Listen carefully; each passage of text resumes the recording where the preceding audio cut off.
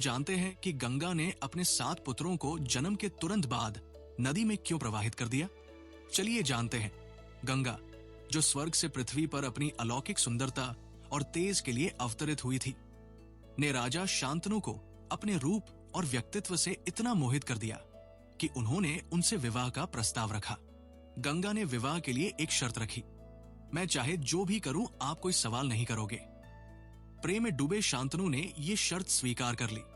विवाह के बाद गंगा ने एक एक करके अपने 7 पुत्रों को जन्म दिया, लेकिन हर बार उन्होंने नवजात को नदी में प्रवाहित कर दिया।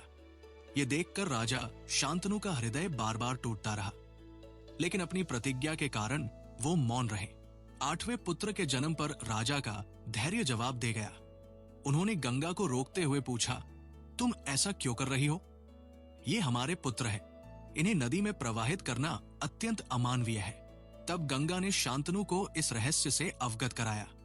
उन्होंने बताया कि ये कथा स्वर्ग के वसु देवता से जुड़ी है, जो अपनी दिव्यता और सुखमय जीवन के लिए प्रसिद्ध थे। वसु ने ऋषि वशिष्ठ की दिव्य गाय नंदिनी को चुराने का प्रयास किया था। इस कृत्य से ऋषि वशिष्ठ अत्यंत क्रोधित हुए और उन्होंने वसु को शाप दिया कि वे पृथ्वी पर मनुष्य योनि में जन्म लेंगे। शाप से भयभीत वसु ने ऋषि से क्षमा मांगी।